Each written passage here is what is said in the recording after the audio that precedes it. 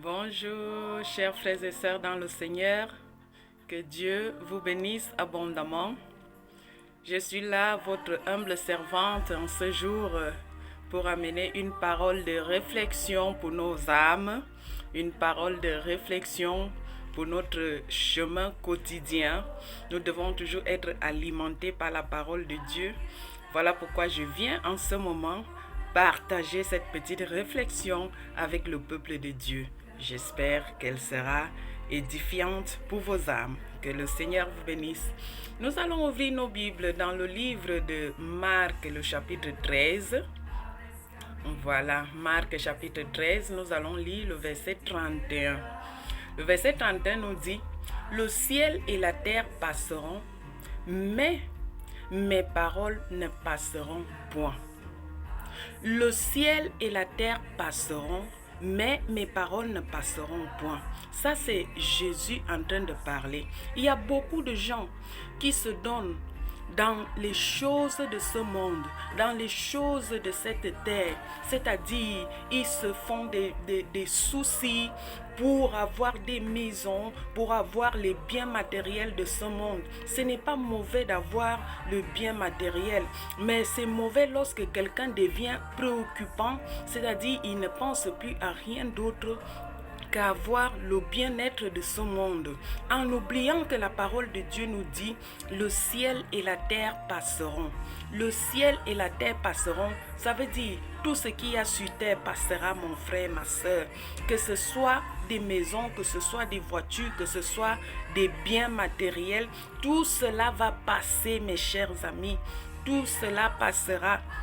Mais il y a une chose qui ne passera pas, c'est la parole de Dieu. Voilà pourquoi je t'exhorte en ce moment que tu puisses te donner encore dans la parole de Dieu. Il est nécessaire pour toi et moi d'apprendre encore la parole de Dieu, car c'est une richesse impérissable. C'est une richesse qui durera d'éternité en éternité. C'est ça, la parole de Dieu. Voilà pourquoi la Bible nous dit, le ciel et la terre passeront, mais mes paroles ne passeront point. Nous avons aussi un autre verset dans le livre de Romains, le chapitre 12.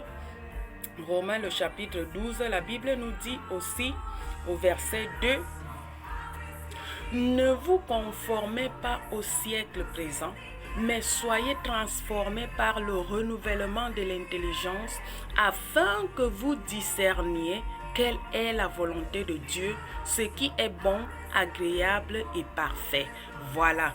Quelle est la volonté de Dieu pour toi et moi? C'est d'arriver, d'atteindre le niveau de discernement, de savoir discerner ce qui est la volonté de Dieu, ce qui est bon, ce qui est agréable et ce qui est parfait. Trois choses, mes chers amis. Et il y a des gens qui se limitent à faire ce qui est bien. Il y a des gens qui se limitent à faire ce qui est bon. Voilà. La Bible nous dit, ne vous conformez pas au siècle présent. Le siècle présent, c'est maintenant. La mode du présent, c'est maintenant. Donc, tout ce que nous voyons là, tout ce qui peut être en mode là, c'est ça le présent. Mais la Bible nous dit, ne vous conformez pas au siècle présent. Ne vous conformez pas à ce que vous voyez présentement, mais soyez transformés par le renouvellement de l'intelligence. Est-ce que par hasard nous sommes des fous? Non. Mais si la Bible nous recommande de renouveler notre intelligence, ça veut dire que notre intelligence doit être renouveler. Ça veut dire que nous ne devons pas marcher selon l'intelligence d'un être humain simple. Nous devons marcher selon l'intelligence de l'Esprit de Dieu, du discernement, de la sagesse qui vient d'en haut.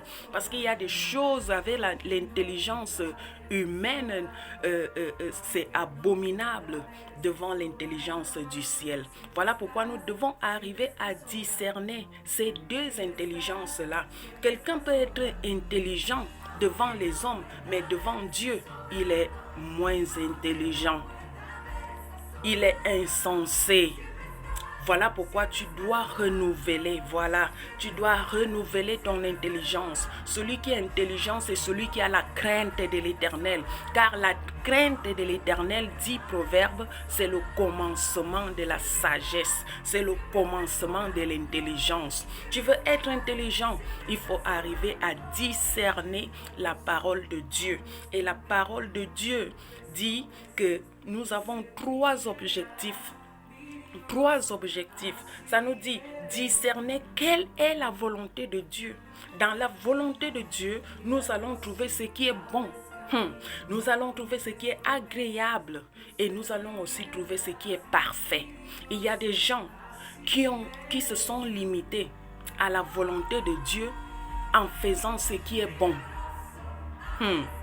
Tu pars à l'église, c'est une bonne chose. Mais tu n'arrêtes pas de fréquenter le monde, c'est pas bien. Alors, la Bible nous dit, ne nous limitons pas seulement à faire ce qui est bon.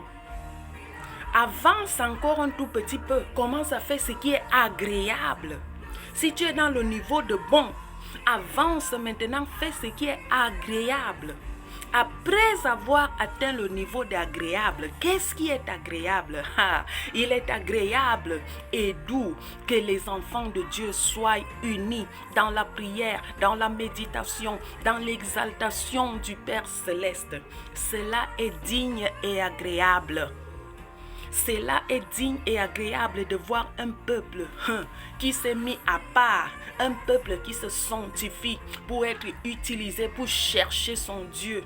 C'est ça qui est agréable à Dieu. Alors si tu es déjà dans le niveau d'agréable, il faut encore avancer un tout petit peu là. Nous devons arriver dans le niveau de parfait. Le niveau parfait, c'est le niveau de Jésus-Christ lui-même. Alléluia. Jésus-Christ est le niveau parfait. Alors, si nous voulons arriver à la perfection, nous devons maintenant chercher en nous le niveau de Jésus-Christ de Nazareth. Le niveau de Jésus-Christ de Nazareth, c'est ça qui est le niveau agréable, parfait. Et qu'est-ce que cela veut dire? Jésus avait dit, si nous voulons être des grands, nous devons être des serviteurs. Nous devons être des serviteurs. Maintenant, avance encore un peu et atteins le niveau de la perfection. La perfection, ça veut dire totalement engagé avec le Seigneur, totalement au service du Seigneur. Que le Seigneur te bénisse en ce moment et j'espère que cette parole va te motiver. Si tu étais dans le niveau de bon, si tu faisais de bonnes choses, ne te limite pas aux bonnes choses. Car il y a des gens qui disent, moi je ne fais pas du mal, je fais de bonnes choses. Mais souviens-toi, les bonnes choses ne sauvent personne. Les bonnes choses ne sauvent personne. Les bonnes œuvres ne sauvent personne. Mais c'est bien de faire de bonnes œuvres, mais les bonnes œuvres ne sauvent personne. Si tu peux avancer encore et être agréable à Dieu. Es-tu agréable à Dieu? Es-tu agréable à Dieu? Alors si tu es agréable à Dieu, avance encore un tout petit peu et sois maintenant parfait. Le Seigneur veut que tu sois parfait. Souviens-toi, il dit dans sa parole, il viendra chercher une église sainte, une église sans tache. Qu'est-ce que cela veut dire, mes chers frères et sœurs? Que nous devons être parfaits. Nous devons être parfaits comme le Seigneur. Notre exemple, notre modèle, c'est le Seigneur Jésus-Christ de Nazareth. Que le Seigneur nous bénisse. À la prochaine.